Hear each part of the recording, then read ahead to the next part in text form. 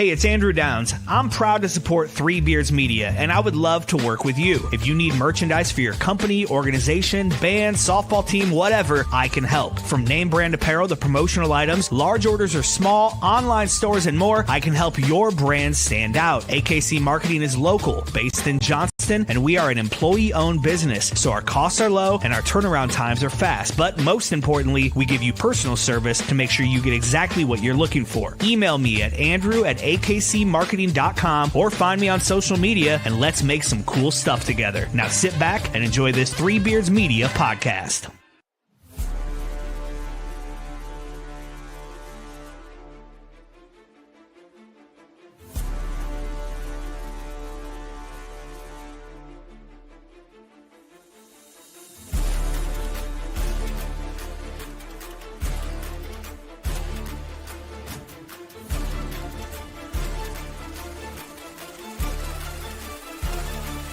Drop it.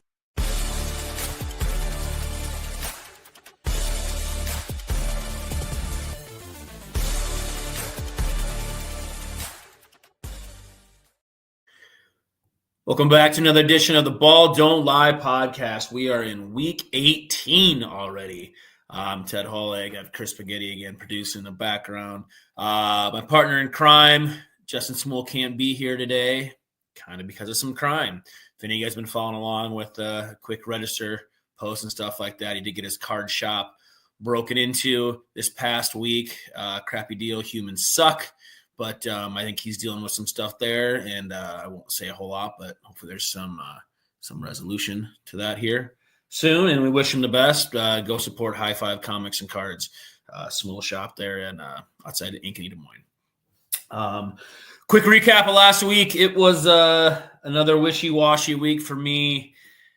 Week 17, 3-3. My Broncos lost another close one. You get stuff done this week. 3-3 for me, 1-4 for Small. 1-4 in our circle plays there. Those have been cold. I'm still sitting at an even 500 on the season. Need to finish strong here this week to see if we can't get keep that record above 500 for the season in a kind of a toss away year. I did miss my Oregon college play. Imagine that. Small hit Michigan plus 13.5. Michigan wins outright. Big win there. So before we get in here quick, what we're going to do is going to be kind of a quick show. I'm going to run through Small's plays here, and we'll get to mine. We'll get you guys on your way. But Small did send in his plays here. He had 6 of them. Week 18 is always kind of a wild week anyway. Still not completely positive who's all going to be playing in these games, and people that are playing in these games, how much are they going to play? I'm sure there's a lot of scoreboard watching. But I would say compared to most years, though, there is a lot of teams that still have something to play for, even if it's seeding. As far as playoff stuff goes in the AFC side, Denver wins, they're in. Cincinnati and Miami are both still alive. I think Miami holds a tiebreaker on that side.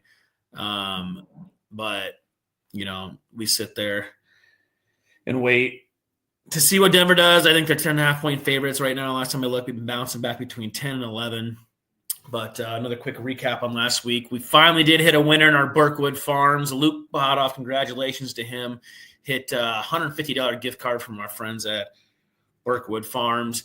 We do have another contest this week, so make sure to get your plays in on all of our socials. Your moneyline dogs need to win outright. You need to be 5-point underdogs or more to get that play in. There's a ton of options this week in the NFL.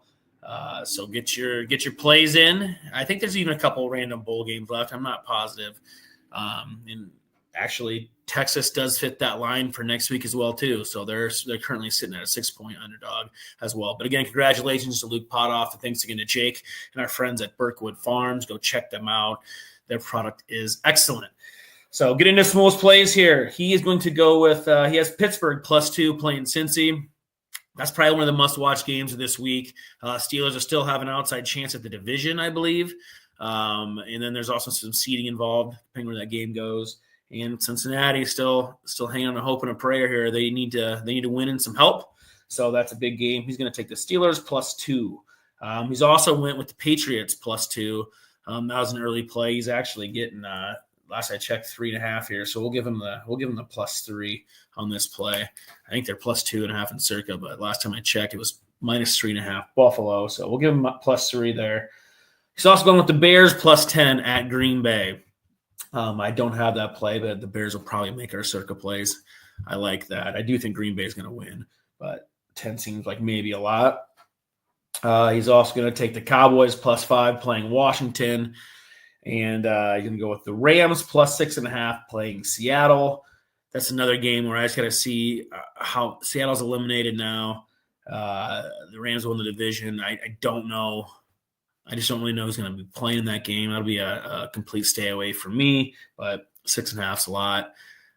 We'll see how that plays out. I do know Geno Smith needs about 180. I think it's 185 yards to hit a bonus. It might even be like $1 million bonus. It was one of the big ones left to play for. So if you're looking at those things, I'm not sure what his over-under is on that, but they're going to make sure the coaches and players will make sure Geno gets over 185 yards passing because $1 million is $1 million. And his last play is Kansas City +10.5 versus Denver. If it hits, great. Just make sure you win, Denver. Let's get in the playoffs. Let's end that drought.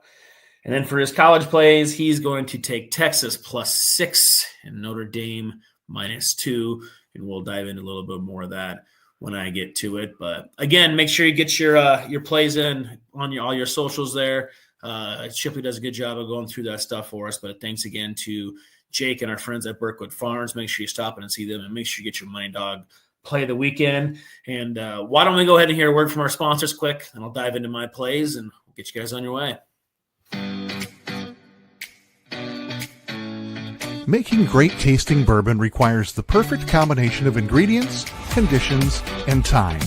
The longer it rests, the better it tastes.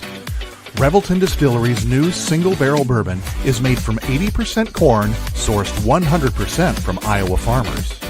And unlike mass-produced bourbons, each barrel of Revelton's single-barrel bourbon is unique, proofed on when it tastes best. As they like to say, it'll be ready when it's ready. And to ensure the highest standards of quality and flavor, owners Rob and Christy Taylor oversee the production and bottling. Every single barrel. Iowa-born, Iowa-aged, Iowa-bottled. Try the new single-barrel bourbon from Iowa's own Revelton Distillery. ReveltonDistillery.com.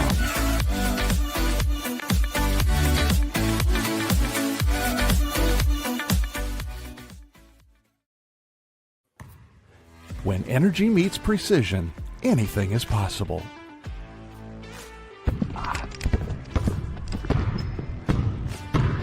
I'm Carter Hawley, the Chief Energy Officer of the Iowa State Cyclones. I'm full of energy on and off the court, but nothing gives me more energy than helping families find their dream home.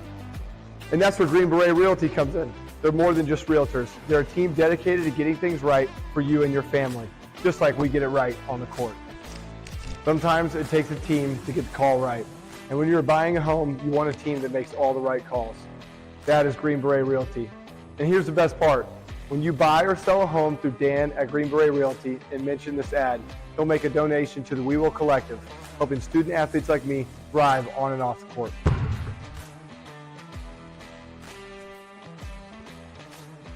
Green Beret Realty, because getting the call right means everything. Welcome back to the Ball Don't Lie podcast. I am Ted Hawley, writing here solo today. Thanks again to Pig for producing in the background. What we'll do, kind of similar for the rest of the season like last year, we will do plays through the playoffs. We'll find some stuff to be quicker shows, and then we'll have a longer Super Bowl show with all of our prop plays. I'm a huge prop play and Super Bowl guy. I've kind of made Smule get into it a little more as the years have gone on. This is season 5 already, believe it or not. Crazy. Into season 5, week 18. The season flew by. Football's almost over, and that's a little depressing. But we'll get into my plays here quick. This week was really tough. Again, like I said, there's so many teams that are just, I don't know who's playing. A lot of teams won last week that sometimes when you win, you lose. Ruining draft position. I think the Giants were picking first or like 7th now. That did nothing for them to win last week, except Daypal's gone probably still anyway. But The first play I'm going to go with the Lions -2.5 against Minnesota. This is a game I should probably just leave alone. Minnesota's playing great football. There's everything to play for here. The winner's going to get the number 1 seed, and the loser's going to be playing on the road in week 1. The Lions have been banged up, but man, they can still score points. It's just a deal where I think Lions are still a little bit of a team of destiny. They're still finding ways to win. I think they're going to be able to score too many points here. So I'm going to buck Minnesota again. They've been killing me going against them this year, but I want to keep my theme and play against them one more time and hope the Lions can get it home. I have a bunch of huge futures on the Lions. So I listened to, I can't remember what show it was today or this week, but the more the Lions keep winning, it looks like there's a chance that 3 of their starters can get back by the NFC Championship game, probably for sure the Super Bowl if they do that. So not that a bye is not huge for everybody, but for Detroit more than most, the longer they can stay alive and get some extra rest and get to they get their bye and get 1 win and get to the NFC Championship game, getting Aiden Hutchinson back, which first of all, that's crazy to get back from that injury that quick. But even if you can get 10 to 15 passing down snaps from him, just the attention it takes would be a big get for them. So take the Lions -2.5. I'm going to go against Smool on this one. I'm going to take Washington -5, which Drew Shipley should be a little happy about. I've been going against Washington all year. It's bit me more than it hasn't. They have a lot to play for here too. Between them and Green Bay, I think Washington's sitting in the 7th spot right now and Green Bay's 6th, but they're the same record. So a Green Bay loss this week and a Washington win. Being the 6th seed instead of the 7th is probably a big deal because right now as it sits, Philadelphia is the 2 seed. I think they're locked at the 2. I don't think anybody wants to go to Philadelphia. I think they'd rather travel to, I don't know if it's the Rams or the Bucks in the 3 and 4. I have to look at that again too. But there's some stuff to play for there in seating wise. So I'm going to go ahead and take Washington -5, and we'll see if I can get in the right side of them once this year. Why not? Go back to the well one more time this year. I've been on the Cardinals. It seems like almost every damn week. They go -4.5. They're playing San Francisco. It sounds like Purdy's not even going to play. The Niners are really banged up. It was just a snake-bitten injury year for the Niners. It sounds like they're going to shut down most of their guys. I'm not even sure who's going to play. So I'm going to see if the Cardinals can go out on a high note this year, as they had a really bad last half. They were sitting there at 6-3, leading the division by a lot, and I think they need this to have a winning season. I have to go check their record again. I'm not positive what it is, but I'm going to take the Cardinals -4.5. Really ugly game here. Houston's locked in with the division. They're going to be the 4 seed. They're playing nobody as they're pretty banged up too. They're 2. I'm going to take Tennessee -2 against Houston.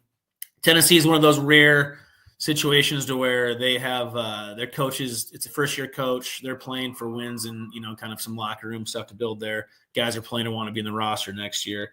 So I think Tennessee should win this game. I think Houston has absolutely nothing to play for, and it's a survive and advance with healthy guys for them. So I'm going to take Tennessee -2. And my last play is going to be, that's a huge line. I hate playing these big lines, but Tampa -13.5 against New Orleans.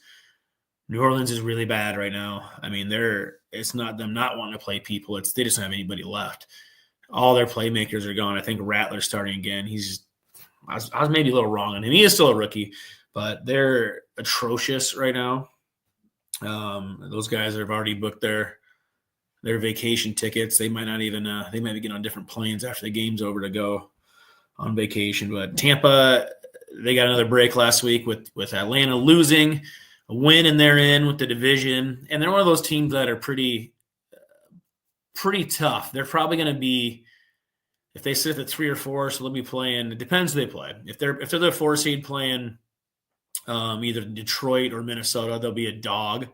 And if they're playing Green Bay, they'll be a dog too. So there's a really good chance that they're going to be a dog in the first round of the playoffs. And if that happens, I am 100% taking Tampa Bay with the points. If they somehow play Washington, I think they'll be favored against Washington. Then I'll be the only one. But Tampa is one of those sneaky teams with how good they are at stopping the run.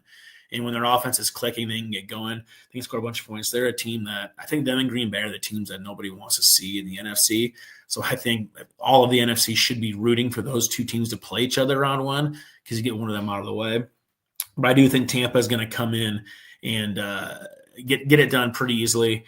Might see like a 20-plus point win. I know that's a lot to say in the NFL, but I see them getting up quick and not coming off the throttle so they can get the guys out later in the game. So give me Tampa minus 13.5 versus New Orleans. For the college games, I agree with Small. We have the exact same plays. Texas getting 6. I think it's just too many on the point side. So I get it.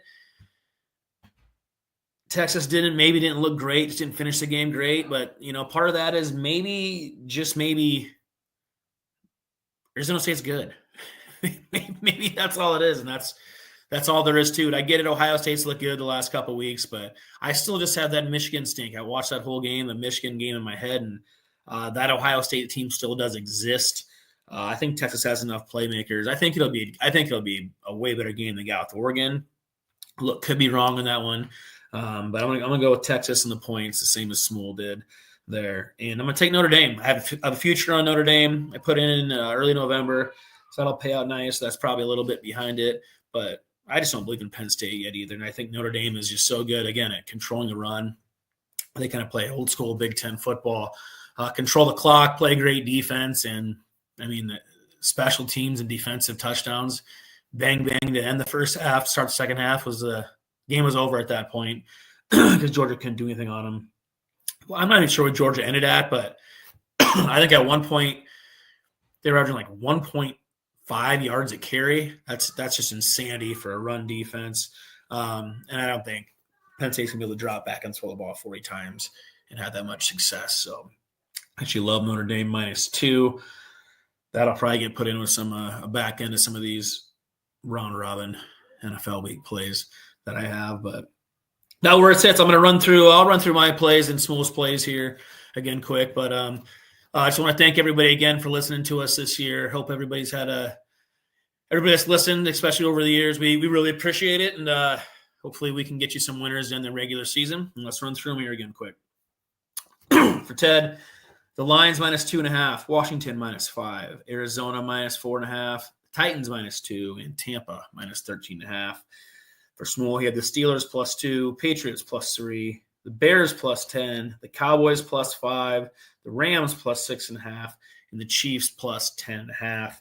And we both had Texas +6 and Notre Dame -2. That'll wrap it up. That'll wrap up our regular season for Ball Don't Lie podcast in season 5. Again, thanks to our listeners. Again, get your picks in on the Berkwood Farms Moneyline Dog of the Week plays. Must be +5 or more on the spread. There's a bunch of games this week, and Texas also fits that mold. So, as always, thanks to Pig for producing the background. I'm Ted. Cash that ticket.